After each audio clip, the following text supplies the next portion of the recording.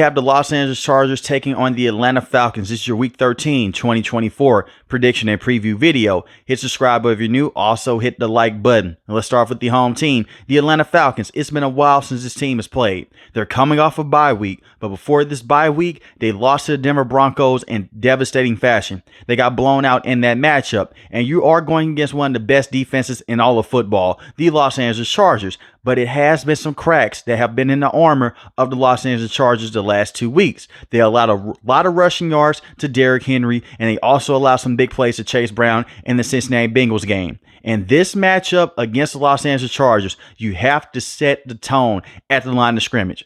Kirk Cousins is one of the best quarterbacks off of play action this season, but it starts with the run game.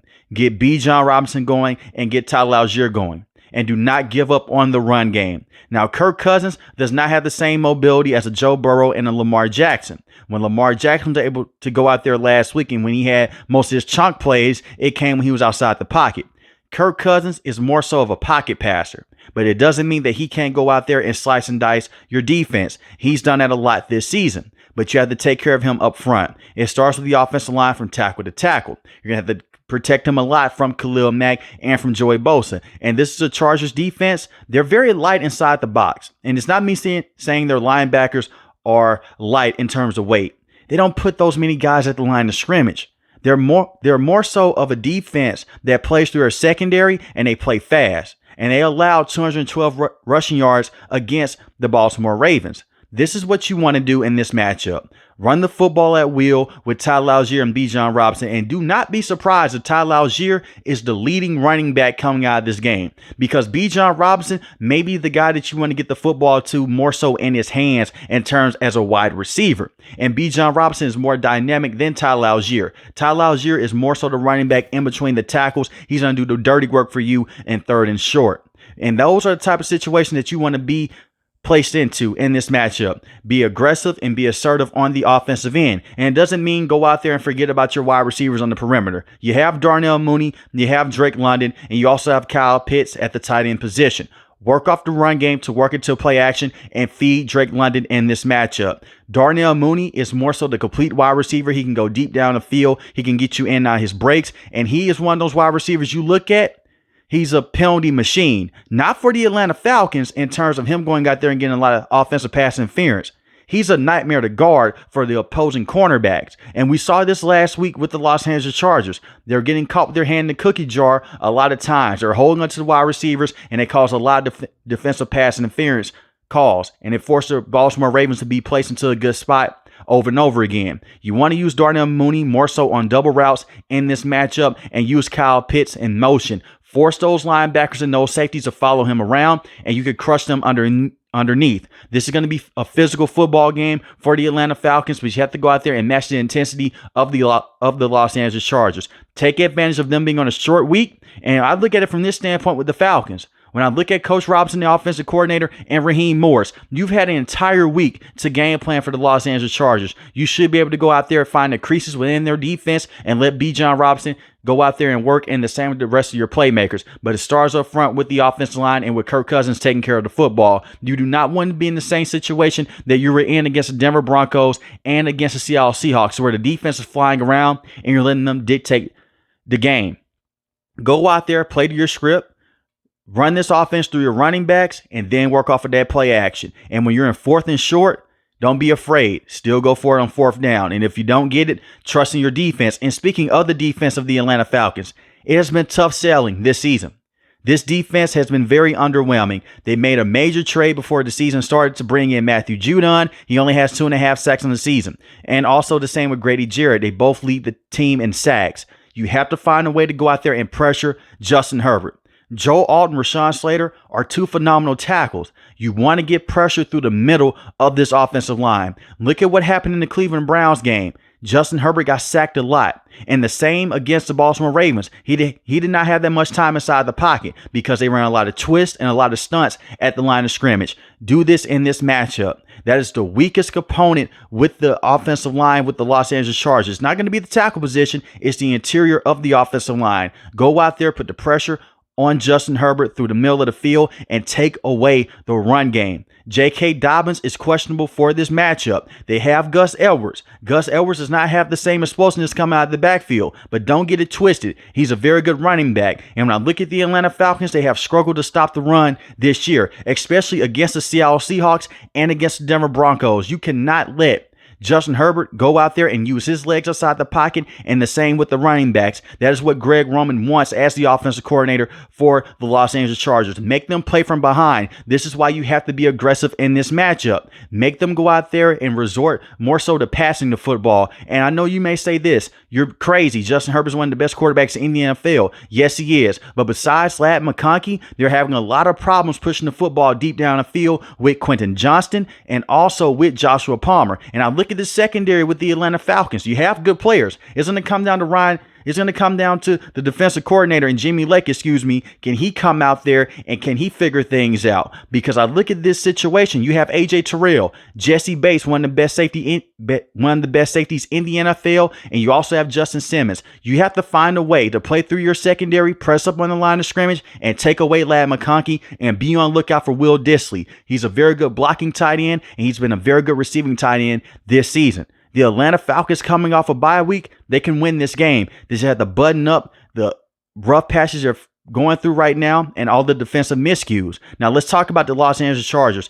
Last week was a bad week for the Los Angeles Chargers. It wasn't a horrible game, but they came out flat against the Baltimore Ravens. They lost this game 30-23. And on the day, they struggled to stop Derrick Henry. He had 140 yards rushing. He averaged 6 yards a carry. That's crazy, because this is one of the best defenses in all of football. This team is still very good defensively, but they've allowed a lot of big plays over the last 2 weeks to Joe Burrow and to Lamar Jackson. And look, I understand those are some of the two best quarterbacks in the game. I want to start off with the defense instead of the offense in this situation. Put pressure on Kirk Cousins, take the run game away. I'm starting to see a lot of cracks with the Chargers defense.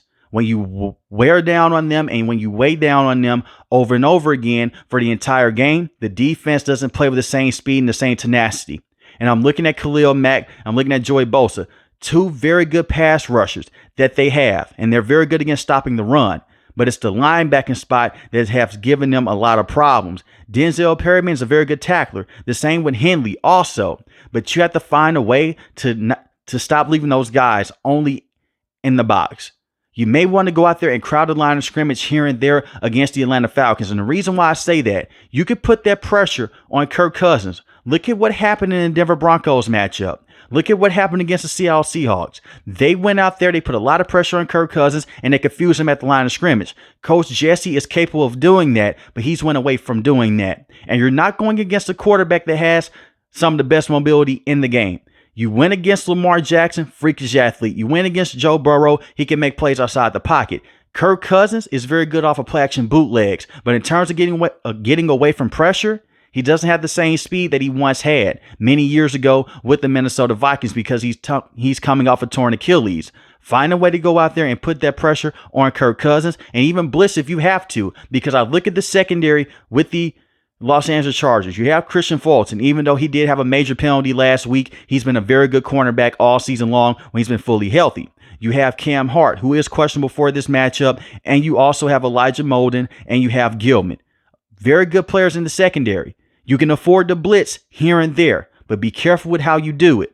And I also look at Derwin James. Derwin James may be matched up on Kyle Pitts in terms of those crossing routes. If it's anything going deep or anything that's going vertical, do not match him up on Kyle Pitts. Kyle Pitts is a sleeper tight end. And I remember many years ago, Derwin James was on Travis Kelce. He hit him with a double move and went for a touchdown. And we've seen that in certain points of times this season.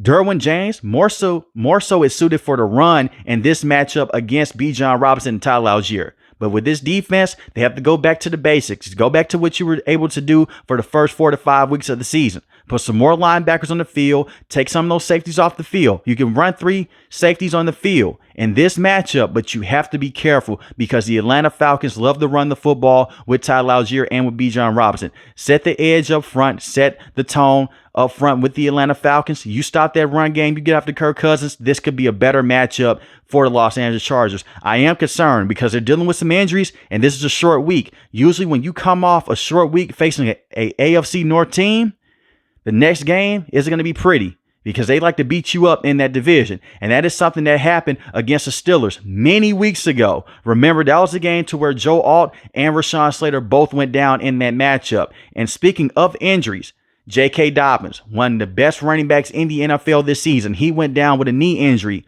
last week against the Baltimore Ravens. Mr. Consistent.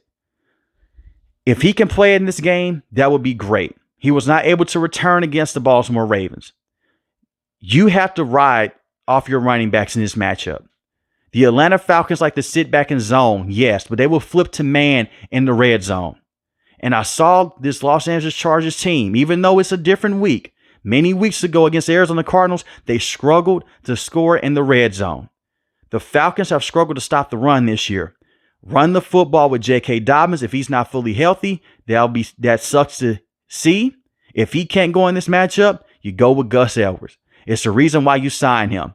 He is not the same explosive runner, but he has been very good in the past. You have to run the football with him, and the wide receivers have to do a better job at catching the football. Ladd McConkey last week was Mr. Consistent. He was the only man that was getting open on a consistent basis. 6 catches, 6 targets for 83 receiving yards. But when they put him in bracket coverage against one of the worst secondaries in the NFL, no one else could get open. Quentin Johnston was getting open underneath. Quentin Johnston had 5 targets, 2 major drops, 0 catches, 0 yards. Find a way to get the football in his hand, whether it's by jet sweeps or just doing screen passes with him. You don't want him to get into the situation that he was in last season. I know that he's getting a lot of hate right now, but that was his first bad game this year. In the past, he dealt with major drops. And it really sucks because he had a huge drop on 3rd down, and the Chargers had to go punt, and the Ravens got a touchdown out of that situation. You don't want his confidence to weigh. I'm not saying force him the football, but get him the football on jet sweeps and use him underneath even more. Make his life easier on the field. Slow the game down. Last week they were down. He was dealing with a lot of nerves, and you could tell because he was not coming in and out of his break the same. But you don't want to lose him, and you don't want to lose his psyche as a player. And he spoke on this in this offseason, how he was not able to go out there and rebound for certain games where he was dropping the football.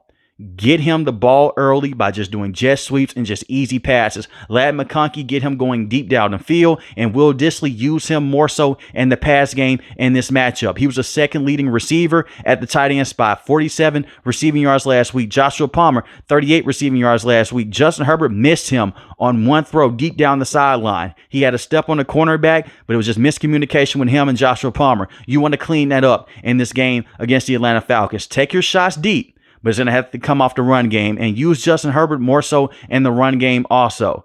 We haven't seen Justin Herbert run this much really since Oregon when he was in college. He has been very successful in this system so far with Greg Roman, but the wide receivers have to catch the ball, and you have to be patient against this Falcons defense. They play a lot of zone. If they play cover 2, just be safety. Just be very patient inside the pocket, and the offensive line can hold up with Justin Herbert. I think you can score enough points to possibly win this game. I am concerned about the Chargers because the injury to J.K. Dobbins and the injury to Cam Hart. They're both questionable in this matchup as I record this video. With that being said, it's a short week for the Chargers. They're going to play the Falcons on Sunday. Their last game was Monday. I look at the Atlanta Falcons. They haven't played in a week. And I think the Atlanta Falcons right now, they're in a better situation. They're in a better psyche, even though they're coming off a bad loss against the Denver Broncos. This game is going to be close, and the Atlanta Falcons have won these type of games in the past. Look at what happened against the Tampa Bay Buccaneers, not once, but twice this year. And I understand the Tampa Bay Buccaneers, they do not even have the same defense, not even close to the same defense as the Los Angeles Chargers. And we've also seen the Falcons go out there and win close games against the New Orleans Saints and against the Philadelphia Eagles. So it's possible. But it's going to come down to the pass rush of the Atlanta Falcons, and can the Chargers go out there and just get enough receiving production moving down the field? I'm going to take the Atlanta Falcons to win this matchup, and I have the Atlanta Falcons winning this game by a field goal, 24-21. But let me know in the comment section below, who do you have winning this game, the Los Angeles Chargers or the Atlanta Falcons? If you're new to the channel, hit the subscribe button. If you like the video, hit the like button. Most importantly, I want each and every last one of you guys stay safe, stay positive. Thanks for the video, guys. God bless. Peace.